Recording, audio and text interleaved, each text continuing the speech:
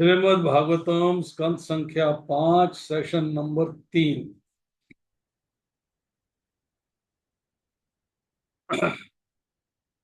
बहुत important discussion है आज की, ध्यान पूर्वक सुनिएगा। अनादि काल से जीव संसार जंगल में इस तरह भटक रहा है, उसके भटकने का अंत नहीं है। अंत तब आता है जब पाप छूटते हैं। पापों से छूटने की इच्छा है तो पवित्र भावना रखिए। शुभेच्छा है तो पाप छूटते हैं। पवित्र और अपवित्र सभी प्रकार की इच्छा वासना छोड़कर भगवान का चिंतन करने पर, भगवान के साथ प्रेम करने पर इस संसार जंगल से जीव मुक्त होते हैं। 5वें स्कंद के 14वें अध्याय का 44वां श्लोक है। यो दुस्त्यजान क्षिति सुत स्वजना अर्थनारायण प्रार्थया श्रियं सुरवेरे सद्या बलुकाम नैक्ष निपस्त दूषितम महताम मधुद्विट सेवा अनुरक्त मनसा मम भाव विफल गुह।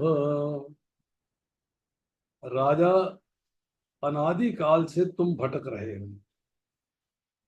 अनेक बार तुम राजा बने, अनेक बार रानी बने, अभी तुम्हें संसार सुख से घृणा नहीं होती। ये सब तुम कब तक करोगे? राजा ने राजा को भरत जी ने ऐसा सुंदर उपदेश दिया है, ऐसा सुंदर बोध दिया है कि राजा की भीतर की आंखें खुल गई, ज्ञान चक्षु खुल गए। राजा सावधान हुए हैं। राजा को अब स्वर्ण की पालकी और मिट्टी एक समान दिख पड़ती है। अपने नौकरों से उन्होंने कहा कि ये सोने की पालकी ले जाओ जिसमें मैं बैठा हुआ हूं। मुझे रास्ते में अब सदगुरु मिले हैं, मुझे अब घर नहीं आना है।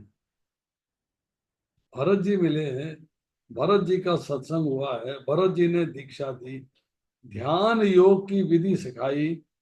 आदि नारायण भगवान का ध्यान करते करते रघुगण कृतार्थ हुए। भरत जी भगवान का ध्यान करते करते भगवान के चरणों में लीन हो गए। अब एक अध्याय के अंदर भरत जी के वंश का वर्णन किया गया। बाद में भूगोल खगोल का वर्णन है। जम्बू द्वीप, प्लक्ष द्वीप, शाक द्वीप, शालमली द्वीप, कैच द्वीप, कुश द्वीप, पुष्कर द्वीप, अनेक द्वीपों का वर्णन है। उन द्वीपों में अनेक नदियां हैं, अनेक पर्वत हैं, उनका भी वर्णन है।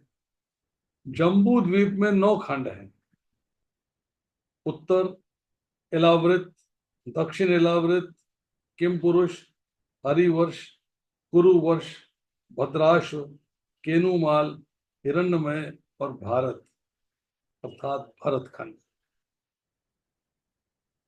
एक एक खंड के अंदर भगवान के स्वरूप और उनके अनन्य भक्त विराजमान हैं।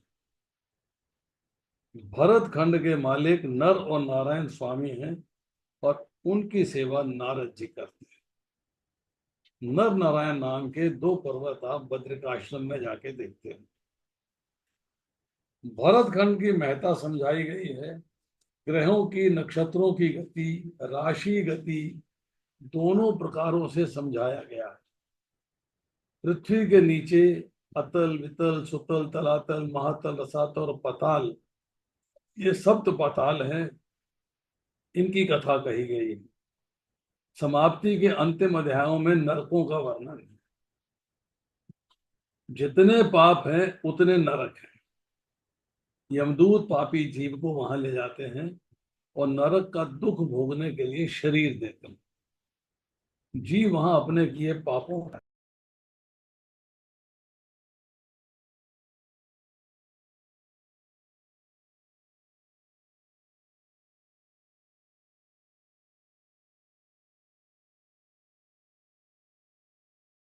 तो फिर हमको उसकी समरी, बहुत लंबी समरी है, बहुत चैप्टर्स है 5वें स्कंद में और बहुत डिटेल्स हैं। इसको पढ़ना चाहिए बस।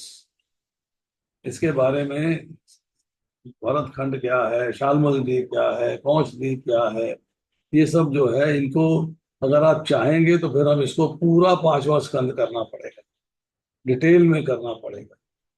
This will be best. ये है कि आप इस पांचवें स्कंद को पढ़िएगा। मैं आपको अनम्यूट करता हूँ, आप अपना बताएं, जैसा आप कहेंगे फिर वैसा करेंगे।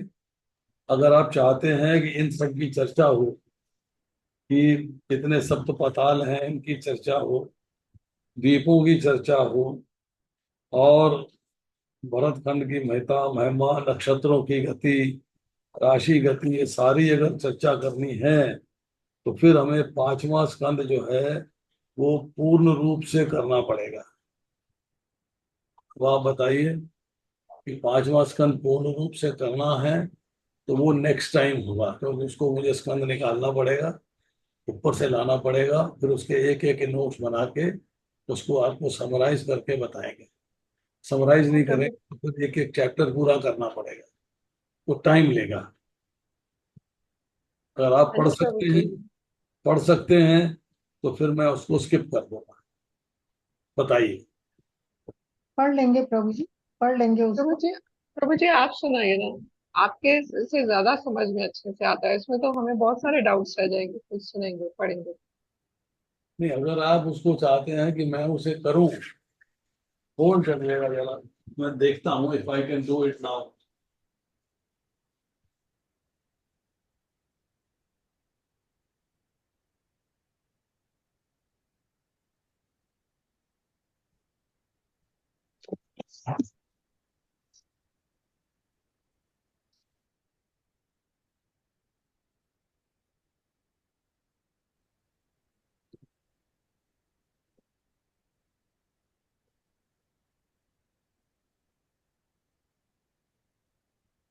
थोड़ी सी चर्चा आज कर देता हूँ, हल्की सी। राजा परीक्षित ने प्रश्न किया कि महाराज, थोड़ा सा आप भूगोल खगोल का भी प्रकाश डालें। श्रीमद् भागवत में भूगोल और खगोल का भी वर्णन है, जिसका संक्षिप्त वर्णन करते हुए हम आज चर्चा करेंगे। सुखदेव जी महाराज कहते हैं, राजन, जहां हम बैठे हैं इस जगह का नाम है जम्बू द्वीप। ये जम्बू द्वीप 1 लाख योजन में फैला है। इसके ठीक चारों ओर खारा समुद्र है, और उसके बीच में सुमेरु नाम का पर्वत है, जिसके ऊपर 7 पुरियां हैं। ब्रह्मा जी की कौम्भी, निम्नलोचनी, यमराज के संयमिनी, ये सब पुरियां हैं। इसी प्रकार से सबसे ऊपर के लोक को कहते हैं कौम्भीपुर। कौम्भीपुरी में ही राजा बलि के दरबार से 3 पग भूमि मांगने गए वामन महाराज। वामन भगवान ने 3 पग भूमि वहां मांगी। तो एक पग में ही जब ऊपर के लोग नापे तो ब्रह्मपुरी में जो भगवान का चरण गया, तो ब्रह्मा जी ने विरजा नदी से भगवान के चरण का प्रक्षालन किया। वही पतित पावन गंगा के नाम से प्रसिद्ध हुई। अब हम चर्चा करते हैं थोड़ी सी भिन्न भिन्न वर्षों का वर्णन।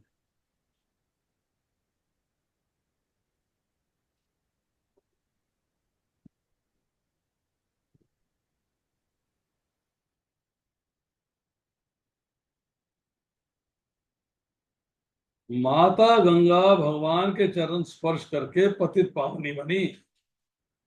सगर राजा के वंशों का उद्धार करने के लिए राजा भगीरथ की तपस्या का फल प्राप्त हुआ।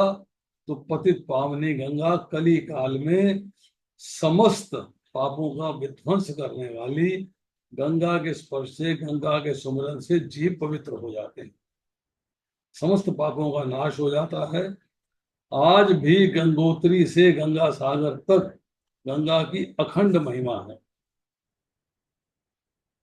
कहीं पर गंगा जी विस्तार से हैं, कहीं पर गंगा जी का लघु प्रवाह है, और फिर लघु मीन्स थोड़ा प्रवाह है, तो फिर भी गंगा तो गंगा ही है। तो शास्त्र में कहा गया है गंगोदकम पीत्वा पुनर्जन्म न विद्यते, कि मनुष्य मृत्यु के समय एक बूंद गंगा जल मुख में प्राप्त कर ले तो वैकुंठ प्राप्त हो जाता है, परंतु ऐसी पवित्र गंगा माता को 12 वर्ष में लाने के लिए कठिन तपस्या करनी पड़ी। अनेक कठिनाई के बाद भागीरथ शंकर जी की कृपा से सहायता लेकर गंगा जी को लेकर आए। गंगा माता को समूचे भारतवर्ष की पवित्र करती हुई गंगा सागर के अभिमुख में चली गई और अपने वंशों का उद्धार किया। वहीं भगीरथ के आराध्य देव शंकर भगवान हैं और शंकर भगवान के आराध्य देव संकर्षण भगवान हैं। इसी प्रकार से 7 लोग ऊपर हैं और 7 लोग नीचे हैं। भू भुव स्व मह जन तप और सत्य, ये 7 लोग ऊपर गए हैं और 7 लोग नीचे गए हैं। सुखदेव जी महाराज कहते हैं कि राजन 2 लाख योजन ऊपर सूर्य और चंद्रमा है। ये सब ग्रह स्थिर हैं और सूर्य भगवान एक राशि पर 1 महीना रहते हैं। 12 राशियां हैं, 12 महीने। ये सब ग्रह बैठे हैं, सूर्य भगवान एक राशि पर 1 महीना रहते हैं, जिनके द्वारा वर्षों का और कल्प का विभाग होता है। इसी प्रकार से चंद्रमा का विभाग होता है। इसी प्रकार से चंद्रमा भी एक राशि पर 2.5 दिन बढ़ता है। सूर्य और चंद्रमा के ऊपर है मंगल, बुध, शुक्र और शनि। ये सब ग्रह बैठे हैं और ये शनि ग्रह सबको अशांत करता है। शनि किसी से डरता नहीं, केवल एक देवता से डरता है, वो है पवन सुत हनुमान। शनि केवल हनुमान जी से डरता है। पुराणों में कथा आती है, एक बार शनि देव हनुमान जी के पास आए। हनुमान जी ने पूछा तू कौन है? शनि ने कहा प्रभु आप मुझे नहीं जानते हो, मेरा नाम है शनि। हनुमान जी ने कहा अच्छा भैया तू शनि है?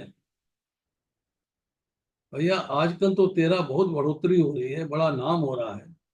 आजकल तो लोग अपने पुत्र का नाम भी शनि रखने लगे हैं।